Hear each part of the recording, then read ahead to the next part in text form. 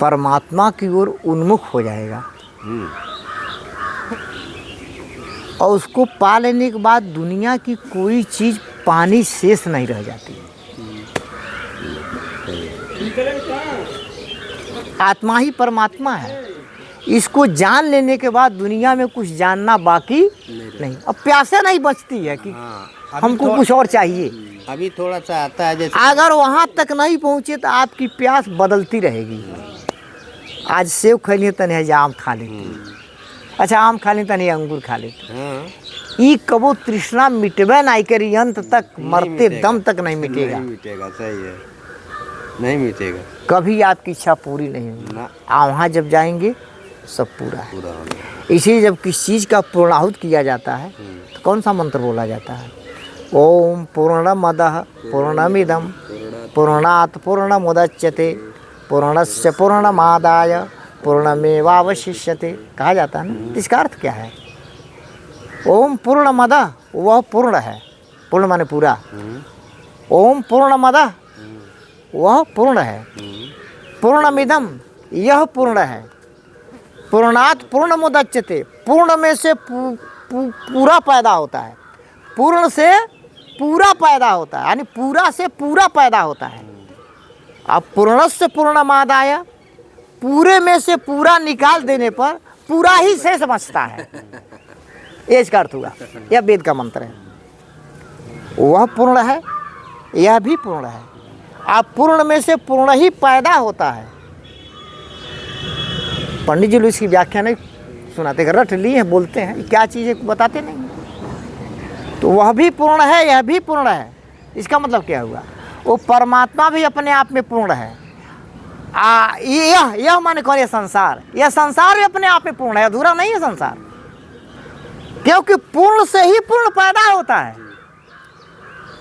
जब संसार से आग से चिंगारी जो बनेगी तो आग का ही गुण उस चिंगारी में रहेगी, सारे गुण उस चिंगारी में रहेंगे। इस तालाब के जल में से एक जल यहाँ निकाल लाइए थोड़ा सा, तो जितने गुण उस जल में है इस जल में भी रहेंगे। तो संसार की उत्पत्ति उसी से हुई है। वह भी पूर्ण है, यह भी पूर्ण है। ओम पूर्णमदः पूर्णमिदं वह पूर्ण है, यह पूर्ण है। पूर्णात् पूर्णमुदच्यते पूर्ण से ही पूर्ण की उत्पत्ति होती है। आप पूर्णस्य पूर्णमादाय आप पूरा में से पूरा निकाल देने पर पूर्ण ही शेष बचता है। तो जो वहाँ उसको जान गया अपने आप में कंप्लीट, अब उसके अंदर कोई इच्छा नहीं रह जाती है ना, नहीं रहेगा कोई इच्छा। पूर्ण काम उसे कहते हैं, पूर्ण काम हो गया। तो फिर इच्छा किस बात का? पूर्ण काम हो गया। सही है। सांख्य शास्त्र में एक उल्लेख आता है, एक शिष्य ने कपिल मुनि से पूछा। सांख्य शास्त्र किसका लिखा हुआ? कपिल मुनि का। उसने पूछा जब परमात्मा है तो दिखाई क्यों नहीं देता है? क्यों ना मान लिया जाए कि वो है ही नहीं? जब बेकार की बातें लोग करते हैं, क्यों ना मान लिया जाए कि वो है ही नहीं? और कपिल मुनि चिंता में पड़ गए। सोचना कहीं इसी से कहीं नास्तिक ना हो जाए, ऐसी बात कर रहा है। शास्त्री जी हम चले, इसको सुन लीजिए। ये प्रसंग कहीं सुनने के लिए नहीं मिलेगा, किसी प्रवचन में नहीं मिलेगा। यज्ञ में हमारा पेट में नहीं भरेगा, सारा दिन सुनाएगा तो हमको भूख भी नहीं लगेगा। कपिल मुनि सोचे कि हमारा शिष्य देखता हूँ नास्तिक हो जाएगा। कह रहा जब परमात्मा से दिखाई क्यों नहीं देता है? क्यों ना मान लिया जो है ही नहीं? सब बेकार की बातें लोग करते हैं। चिंता में पड़ गए कपिल मुनि। तो उन्होंने सोचा कैसे इसको समझाऊं, पता नहीं समझने का अधिकारी है कि नहीं, क्योंकि कोई चीज़ समझने के पहले से उसको कुछ थोड़ा सा उसके चिपका हुआ कुछ ज्ञान होना चाहिए। वह है कि नहीं? अगर नहीं तो पहले वह बताना पड़ेगा। किसी बच्चे को जोड़ बताने के पहले गिनती बताना पड़ेगा, तब जोड़ बताना पड़ेगा। डायरेक्ट जोड़ बता नहीं सकते। तो उन्होंने सोचा कि क्या करें, तो उनके दिमाग में बात आ गई। भाई ज्ञानी थे, ध्यान लगाए, यह समस्या का समाधान उनके दिमाग में आ गया। हमने कहा देखो, अगर मैं तुम्हें उत्तर दूं इसका तो तुम समझ नहीं पाओगे। तो हमें प्रस्तावना रखना पड़ेगा। मैं एक प्रश्न तुमसे पूछ रहा हूँ, मैं खुद तुमसे प्रश्न पूछ रहा हूँ, अगर तुम उसका उत्तर नहीं दे पाओगे तो मैं ही उत्तर दूंगा उसका। जो तुम प्रश्न पूछो उसका उत्तर मैं नहीं दूंगा। जो मैं प्रश्न तुमसे पूछूंगा उसका जो उत्तर होता है उसमें तुम्हारे प्रश्न का उत्तर मिलेगा।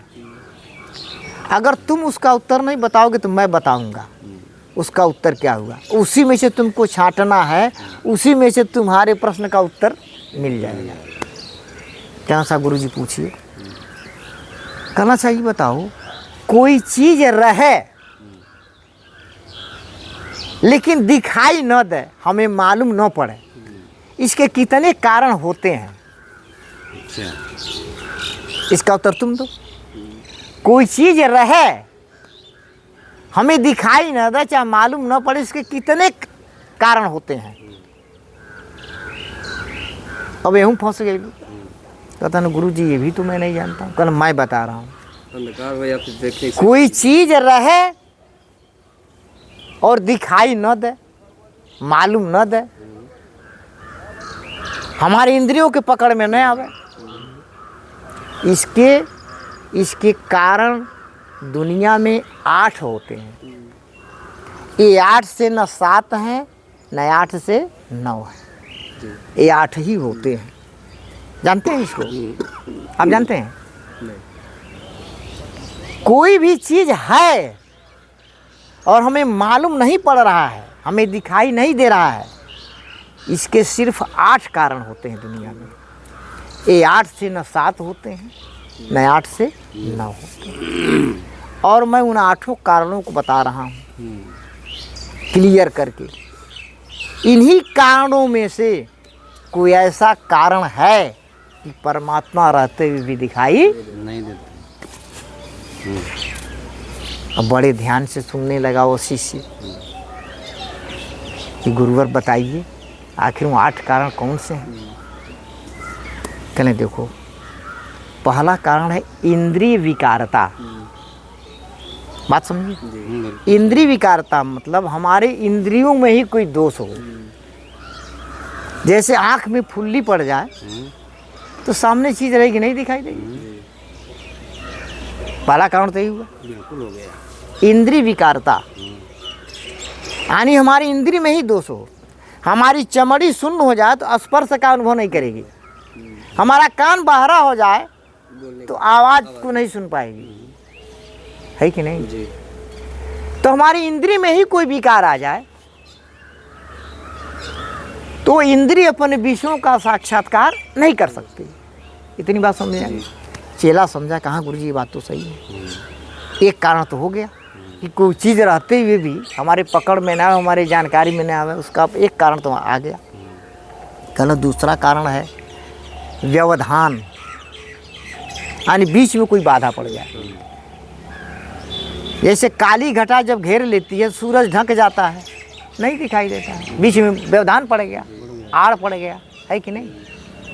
यह जो चबूतरा हमको दिखाई दे रहा है, जो पिंड है हमको दिखाई दे रहा है, बीच में आड़ पड़ गया, कैसे दिखाई दे? तो दूसरा कारण क्या है? व्यवधान, यानी बाधा पड़ जाए। गिनते जाइएगा, हम भी रटे नहीं हैं, सोच कर बता रहे हैं। अरे बरसों पहले ही सब अध्ययन किए थे, पता नहीं कितने बरस बीत गए। बिल्कुल सही है। 2 कारण हो गया। तीसरा कारण है दूरत्व। बहुत दूर हो, वह बहुत दूर, हमारे इंद्रियों से बहुत दूर है। वैसे इस आँख की क्षमता है कितनी दूर तक का हम देख रहे हैं।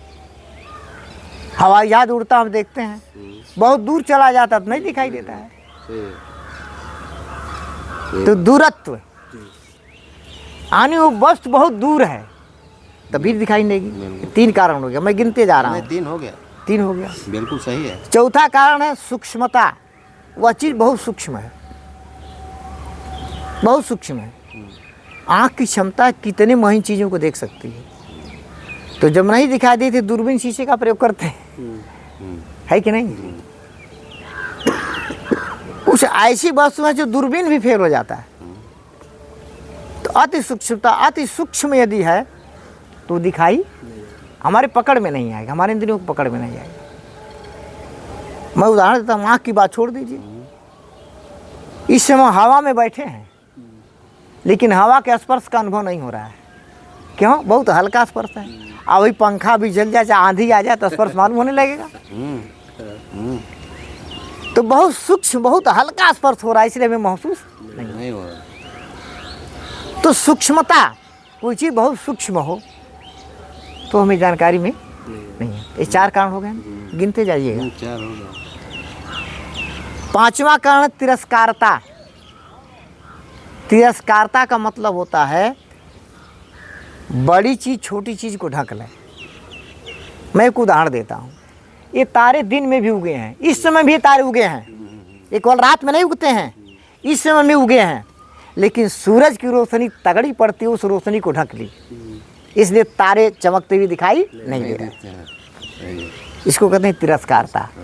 यानी बड़ी चीज़ छोटी चीज़ को तिरस्कृत कर देती है, उसका प्रभाव ढक जाता है। ये भी सही है। 5 कारण हो गए। 6ठा कारण है अन्य मनस्कता। अन्य मनस्कता माने हमारे मन का कहीं और चला जाना, हमारे ध्यान का कहीं और चला जाना। हम यहाँ बैठे हैं, हमारे सामने से कोई गुजर गया, लेकिन हमारा ध्यान कहीं और है। कोई पूछता देखल है राय क्यों गई, तो भाई ख्याल नहीं कैली। लोग कहते हैं ना, हाँ सही। जब गया उनके सामने निकल जाएगा, लेकिन ये जान नहीं पाया, देख नहीं पाया, सामने निकल जाएगा, हमारा ध्यान कहीं और नहीं देख पाएंगे। उसको अन्य मनस्कता माने हमारा मन कहीं अन्य जगह था। ये 6ठा कारण है, इसलिए हम नहीं देख, नहीं जान, हम नहीं जान पाएंगे। ये सही है, ठीक है ना? सही है, हमारी बात समझ हाँ समझ गए। 7वां कारण है विलयता। विलयता। विलयता जैसे गंगा का जल समुद्र में डाल दीजिए और पहचान नहीं पाएंगे कौन गंगा का जल है कौन, क्योंकि विलीन हो गया उसमें। विलीन हो गया तो कहाँ पता चलेगा। अब कौन गंगा का जल है, कौन तालाब का जल, अरे समुद्र का जल, कैसे पता चलेगा? कोई नहीं बता सकता। इसे होते विलयता भी एक कारण है, उसमें विलीन हो गया। बिल्कुल आ गई बात? 7 प्रश्न सही है। 7 आ गया। अंतिम कारण है अति समीपता। कोई चीज बहुत नजदीक हमारे है तो हमको नहीं मालूम पड़ेगा। जैसे आँख सबको देखती है, अपने अंदर लगे हुए काजल को, क्योंकि बड़ा समीप हो गया वो। देखने के लिए कुछ फर्क होना चाहिए, नजदीका हो लेकिन फिर भी कुछ फर्क हो, थोड़ा फर्क हो, हम देख लेंगे उसको। बिल्कुल फर्क नहीं है तो कैसे देख पाएंगे? इन 8 कारण के अलावा और दुनिया में कोई कारण नहीं होता है, न 9 होता है न 7 होता है। ये 8 ही कारण होते हैं कि कोई चीज़ रहते हुए भी दिखाई न दे, रहते हुए भी मालूम न पड़े। अब बताओ इन 8 में से कौन कारण है कि परमात्मा रहते हुए भी हमें मालूम नहीं होता है? मैंने शिष्य से प्रश्न पूछा, अब तुम ही बताओ इन 8 में से कौन कारण है जो परमात्मा पर लागू होते हैं तुम्हारी आत्मा? क्यों? आत्मा ही परमात्मा है। और भी ध्यान में चला गया, वो शिष्य भी ध्यान में चला गया।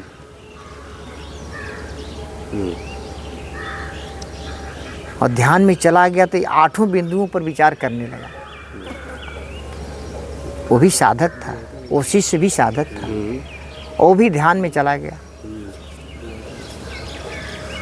अब उत्तर ढूंढ रहा है कि इन 8 में से कौन सा कारण लागू होगा।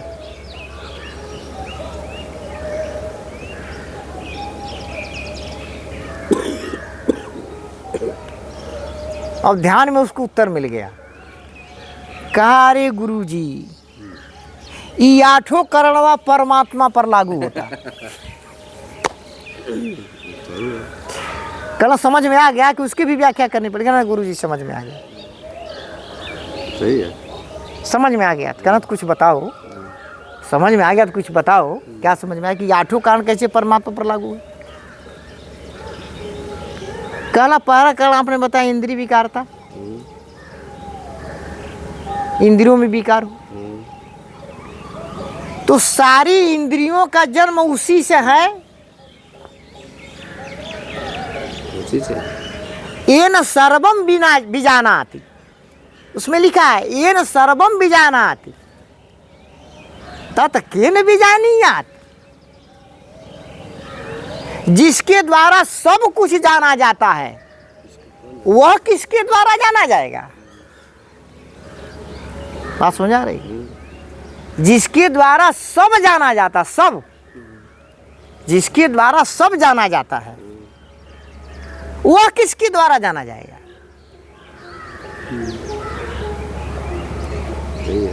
इसीलिए तो वो इंद्रियातीत कहा जाता है, इंद्रियों से परे है। शब्द इंद्रियों के द्वारा निकलते हैं, इसीलिए उसको शब्दातीत कहा जाता है। वर्तमान भूत समी भूतकाल, वर्तमान काल, भविष्य काल सब उसी में हैं, इसीलिए वो कालातीत कहा जाता है। समझ गया? शिष्य समझ गया, ध्यान में ही समझ गया। कहा इतना ही नहीं है, वो सूक्ष्म भी है। दुनिया में उतना सूक्ष्म तो परमाणु भी नहीं है जितना सूक्ष्म वह है। परमाणु भी कहीं न कहीं से किसी यंत्र से देख लिया जाता है, उसका खंडन हो सकता है। परमात्मा का तो खंडन भी नहीं होता, वो सबसे सूक्ष्म है। और तिरस्कारता